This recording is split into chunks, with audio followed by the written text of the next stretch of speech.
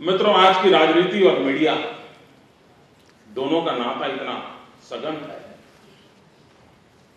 कि सार्वजनिक जीवन का व्यक्ति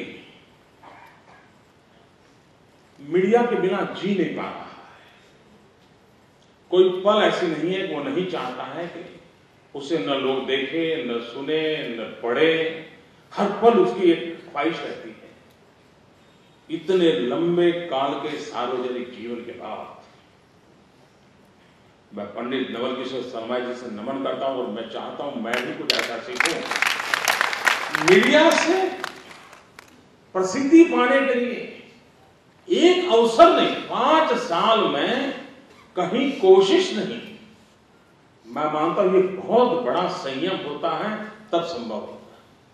और उन्होंने अपने आप को उस रूप में रखा और शायद आज जिस ऊंचाइयों को एक बेंचमार्क को रख करके पंडित जी हमारे यहां से जाएंगे, गुजरात के सार्वजनिक जीवन के हर छोटे मोटे व्यक्ति को ये हमेशा हमेशा एक मिसाल के रूप में रहेगा, ऐसा मुझे लगता है। मित्रों, लोकतंत्र, उसकी परिभाषाएं पॉलिटिकल पंडितों के द्वारा उसकी व्याख्याएं, इन सबसे हम परिचित हैं। लेकिन मित्रों, कभी कभी किसी चीज की ब्यूटी की अनुभूति सहज नहीं होती। उसके शब्द प्रभावित कर सकते हैं, उसके भाव आंदोलित कर सकते हैं, उसके विचार प्रेरित कर सकते हैं, लेकिन उसके सौंदर्य की अनुभूति बहुत रेयर केस में होती है। मैं मानता हूं लोकतंत्र को जानने के बावजूद भी, लोकतंत्र को बुद्धि से समझने के बावजूद भी, लोकतंत्र की ब्यूटी का अनुभूति मुझे पंडित जी और मेरे संबंधों ने मुझे अनुभव कराई है। और लोकतंत्र की ब्यूटी को मैंने अनुभव किया है कि लोकतंत्र की ब्यूटी क्या होती है, उसका सौंदर्य, उसकी गरिमा क्या होती है। मैंने उनके पास सीखा है, अनुभव किया है। यानी व्यक्तिगत रूप से इस राज्य की धुरा को चलाने में एक पिता की तरह उन्होंने मेरा मार्गदर्शन किया है।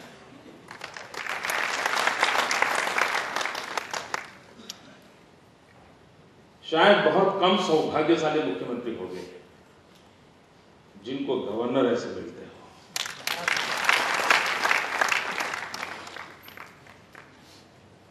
और ये मेरे खोखले शब्द नहीं है, मेरे मन की अनुभूति। पंडित जी पदभार से तो मुक्त होंगे, वो व्यवस्था है। वो बंधारण के बंधनों से तो परे जाएंगे, संविधान की सीमा के बाहर निकलेंगे, लेकिन गुजरात के प्रेम बंधन से मुक्त नहीं हो सकते।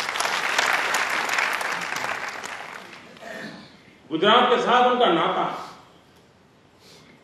और अधिक गहरा बनेगा।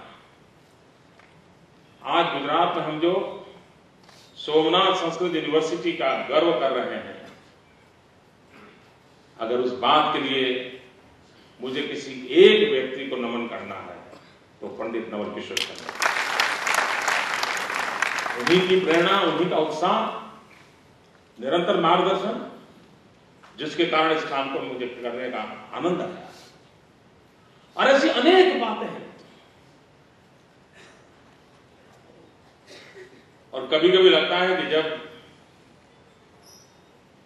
हमें कुछ संकट होते हैं, कुछ कठिनाइयां होती हैं, शारीरिक कोई क्षति होती है, तो ईश्वर अतिरिक्त शक्ति देता है।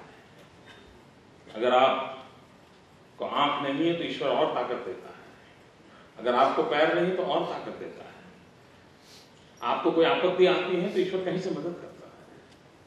मित्रों, कभी कभी मुझे लगता है कि मैं हमेशा संकटों से घिरा रहता हूं। ईश्वर ने मेरी मदद क्या की? मुझे लगता है पंडित नवल किशोर जी मेरी मदद की। ईश्वर का प्रसाद है। यह अनुभूति मैंने की है और इस अनुभूति को आज प्रकट करने का मुझे अवसर मिला है। मैं व्यक्तिगत रूप से जीवन भर उनसे जो सीखा हूं, एक पुत्र के रूप में सीखा हूं, एक शिष्य के भाव से सीखा हूं, और मुझे विश्वास है कि वो ऐसी शख्सियत हैं, ऐसी शक्ति है कि उन्होंने जो सिखाया है वो कभी बेकार नहीं जाएगा। ये मेरा विश्वास है।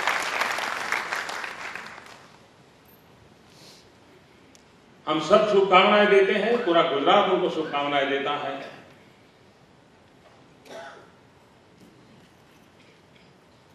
वे आगे भी इस देश का मार्गदर्शन करते रहे, हम सबका मार्गदर्शन करते रहे, हर समय हमें उंगली पकड़ के चलाते रहे। और कभी कभी हम भी सोचते हैं क्या हम 85 के होंगे तो इतना शारीरिक श्रम कर पाएंगे क्या? एक भी कार्यक्रम तो कैंसिल नहीं किया 5 साल में। ये छोटी चीजें नहीं है मतलब। और हम हमेशा उनको हंसते हुए देखते हैं। आज जिस प्रकार से वो जिस वार्मथ के साथ शेक हैंड कर रहे थे और आप सब तालियां बजा रहे थे, मैं मानता हूं ये भीतर की ऊर्जा है, एक सात्विक जीवन की लहर है जो प्रकट होती है। जो स्पर्श करता है उसको ज्यादा अनुभूति है, जो देखता है उसको अगर इतना वाइब्रेंट कर सकती है तो जिसने स्पर्श किया होगा कितना।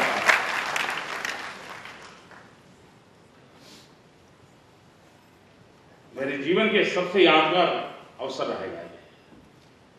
मैं उनका व्यक्तिगत रूप से बहुत आभारी हूं।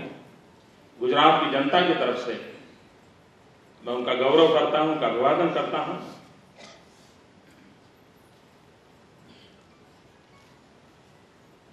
और स्वार्थ की बात भी कहना चाहता हूं, वो जहां भी हो व्यक्तिगत रूप से पिता के नाते मुझे प्रेम करता है।